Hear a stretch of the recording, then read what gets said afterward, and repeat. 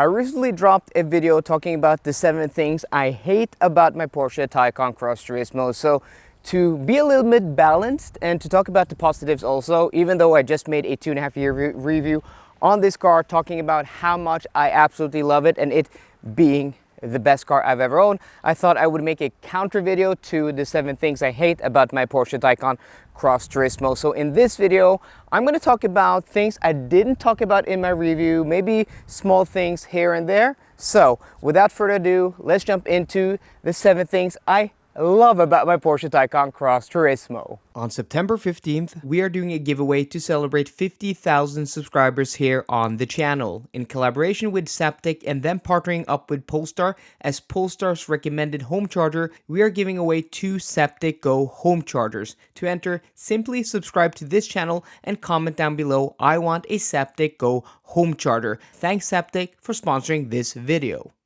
The Taycan has an awesome gauge cluster with a lot of information and you can customize it quite a bit. I really do like it, but what I really love about the Taycan is the fact that this car has a battery temperature readout, and there aren't many electric cars that have that, like less than a handful. I mean, there's so few cars and it's so nice to have it readily available there just in the gauge cluster next to the battery percentage, so you can monitor it all the time. Because for this car to get that peak charging speed of 270 kilowatts, the battery has to be at around 30 to 35 degrees Celsius, and just having that information really tells you if you need to precondition the battery, if you need to cool down the battery.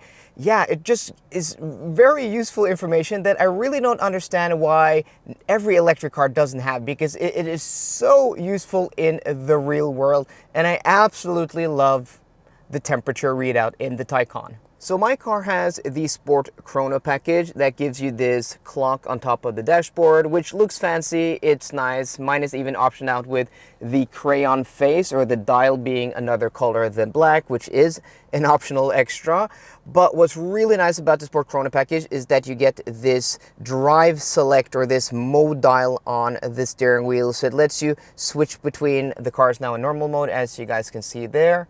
Let's let the camera focus, and I just, rotate this knob and you can go into Sport or Sport Plus or into Range mode. It is so easy to just adjust everything on the fly and it just reacts immediately. I love the fact that you have the mode selector here, really easily available, and yeah, really useful. Like in most cars, I never set the modes because you have to go into a sub menu.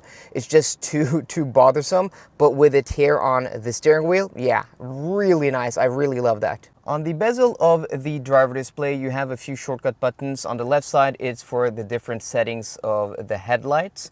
On the right side, you have a few very useful buttons like turning on and off traction control. You have your damper settings, but this one is really nice because this lets me just lift the car whenever there's a speed bump or a pothole or anything, and then every time you do that in a new place, you get a message here where the car's asking you, do you want to save this location? I wasn't quick enough to, to save this location, but do you want to save this location for the future, where the car always lifts when you are in this area? Now I'm just in a parking lot, so of course, it's not gonna be useful here, but on a lot of places, especially around here where they're doing a lot of construction and the roads suddenly change up, it is very useful. I love that function. And I recently spoke to a viewer at a local mall, just met him randomly. I met this guy a few times, a very cool and nice guy. Actually bought an Audi RS e-tron GT after watching my videos on my car a few years ago, my e-tron GT.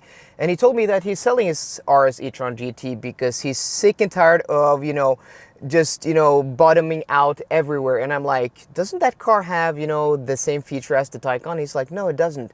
So this is a very useful feature like you use in the real world. And that may actually, like that quick lift function, may actually be a deal breaker for a lot of people if you live in a city with bad roads. So yeah, I love that function. It's saved me many times and it is very useful. Okay, so there is a little bit of piano black in this interior, but what's really nice about it is that it is vertical. So, it doesn't catch dust in the same way as having it on a surface. And there's also in places where you're not going to touch. It's just a piece of decor here on the dashboard. It's here around the steering wheel and here also on the driver's side.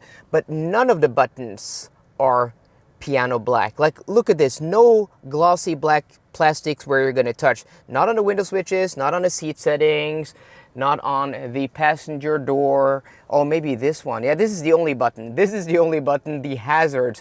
But yeah, you don't use that a lot. So I really love the fact, like here on the steering wheel, none of the buttons or switches are piano black. So nothing you're touching is piano black, and I really love that. And I think when the Taycan first came out, these buttons for the seat memory settings and also the door locks were actually piano black, but they changed that for like the 21 or 22 model year. So yeah, that is awesome. I love that. The Taycan has its DC charging port here on the passenger side. With my car, it is manually operated, but you can option this car with an electrically operated charge port.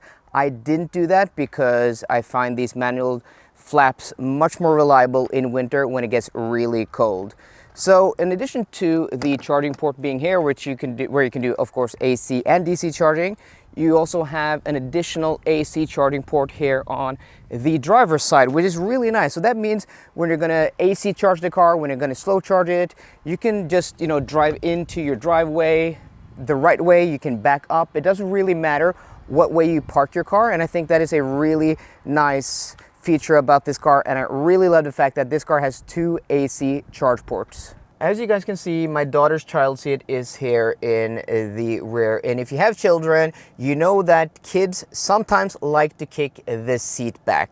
It can ruin the seats, it can make them dirty. It's just not something you always want to do, especially in winter. So a lot of people, including me, like to move this seat forward when there's a child in the rear. But when you don't have your kid in the rear, having this seat like obstructing the view there isn't always optimal. So Porsche, they understand that their customers have kids, and you're not always like, you don't want to reach over here, like that's pretty far. And yeah, if you have a bad back or just a bad upper body, you may not want to do that. So you can easily go into the menu here, and yes, this is in Norwegian, I haven't said it, but if you go into comfort, all the way down here, really easily, you can now, with the seat controls of the driver, you can now move that seat forwards or backwards, and you have full adjustability.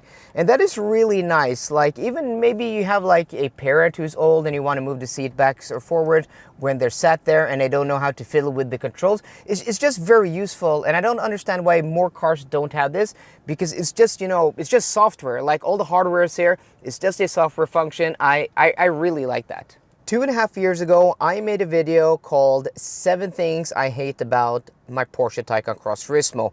And this cruise control stock was one of the things. But after owning this car for 2.5 years, I don't hate it anymore. And the specific reason I hated it was because the functions, the way it worked, was very different to the one in the Audi e-tron GT I owned before this car, and the e-tron 55 I owned before that car, and the Audi A4 I owned before that car. So I had like 4 Audis in a row, and I was very used to how the Audi cruise control stock worked. I've now gotten used to this, where you know, pull it to, or how do you actually do it? I actually don't remember like how it works, but I know how to use it. Like, it is intuitive. So you pull it to decrease the speed, you push it to increase the speed, and then you push it up to activate it, and then down to deactivate it. Where with the Audi, I think it's up for increasing the speed, down to decreasing the speed.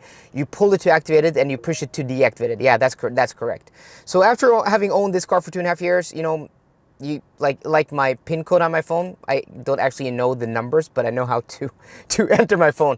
Like, if you ask me, like in a pinch, I wouldn't know like what is what way for this cruise control stock, but I know how to operate it when I'm driving the car.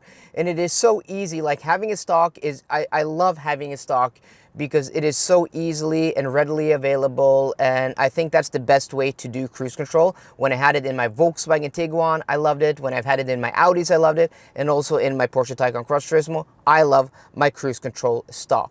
So there we go, guys. Those are the 7 things I absolutely love about my Porsche Taycan Cross Turismo. If you want to check out the 7 things I hate about it, I will link that video down below. So I hope you enjoyed today's video. If you did, please drop me a thumbs up down below. And for more car content, as always, guys, please subscribe. See you guys later, and goodbye.